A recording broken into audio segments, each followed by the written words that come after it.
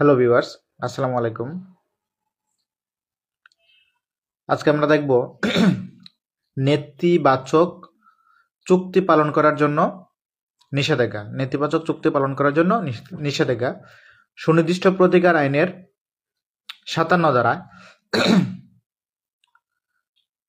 Injunction to perform negative agreement. Injunction to perform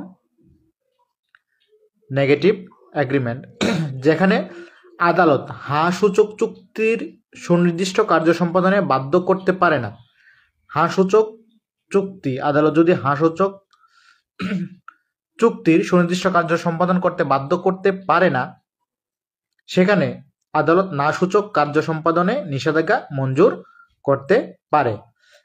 বলছে আদালত যদি সূচক চুক্তির কার্য সম্পাদনে বাধ্য করতে না পারে, তখন আদালত কি করতে পারে? নেগেটিভ চুক্তি কার্য সম্পাদনের নিষেধাজ্ঞা প্রদান করতে পারে। মনে করেন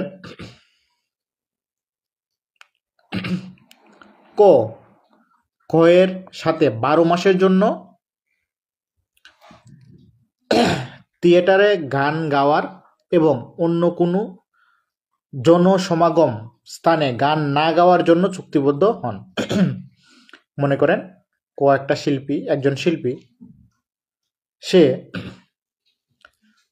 একটা কোম্পানির সাথে চুক্তি হলো তার, যে আপনি 12 মাসের জন্য আমার এখানে গান গাইবেন। ওয়ালাইকুম সালাম হাফিজুর রহমান ভাই।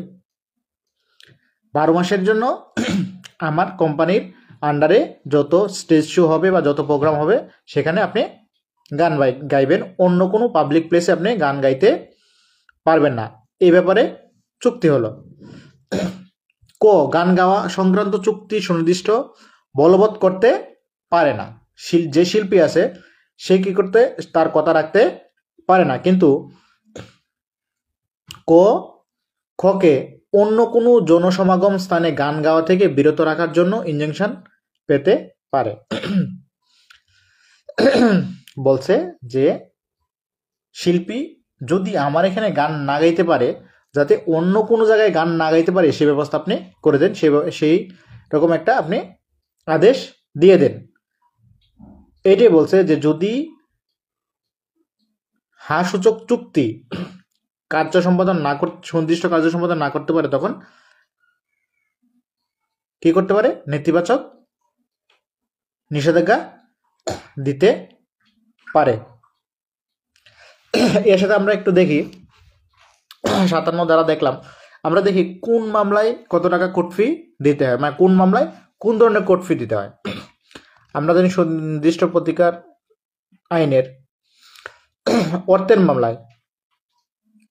মামলায় অ্যাড ভ্যালোরাম কোর্ট ফি। আমরা আগে দেখি অ্যাড ভ্যালোরাম কোর্ট ফি কোন কোন মামলায় দিতে হয়। অর্থের মামলায়, ক্ষতিপূরণের মামলায়, নিষেধাজ্ঞার মামলায়, দলিল বাতিলের মামলায়, দলিল সংশোধনের মামলায়, দলিল রদের মামলায়। দলিল কিন্তু আমরা 3টে পাইলাম: দলিল বাতিল, দলিল সংশোধন, দলিল রদ। এই 3টা মামলায় দিতে হবে অ্যাড ভ্যালোরাম কোর্ট ফি। চুক্তি সুনির্দিষ্ট কার্য সম্পাদনের মামলায় অ্যাড ভ্যালোরাম কোর্ট ফি, সত্য পুনরুদ্ধারের মামলায় অ্যাড ভ্যালোরাম কোর্ট ফি। তার মানে আমরা 8টা পেলাম: অর্থের মামলায়, ক্ষতিপূরণের মামলায়, আর হচ্ছে ইনজাংশন বা নিষেধাজ্ঞার মামলায়। দলিলের 3টা: দলিল বাতিল, দলিল সংশোধন, দলিল রদ।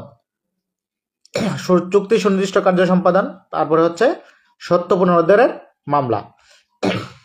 এখানে একটা আছে কোর্ট, মানে ফিক্সড কোর্ট ফি। ঘোষণার মামলায় শুধুমাত্র ফিক্সড কোর্ট ফি দিতে হবে। দখল পুনরুদ্ধারের মামলায় half of ad valorem court fee, মানে অ্যাড ভ্যালোরাম কোর্ট ফির অর্ধেক দিতে হবে, কিন্তু সত্য পুনরুদ্ধারের মামলায় দিতে হবে অ্যাড ভ্যালোরাম কোর্ট ফি। আশা করি ভিডিওটি ভালো লাগবে। যারা ভিডিওটি দেখছেন অবশ্যই ভিডিওটি শেয়ার করে দিবেন। আগামী ক্লাস দেখার আমন্ত্রণ রইল। সবাই ভালো থাকবেন। আসসালামু আলাইকুম।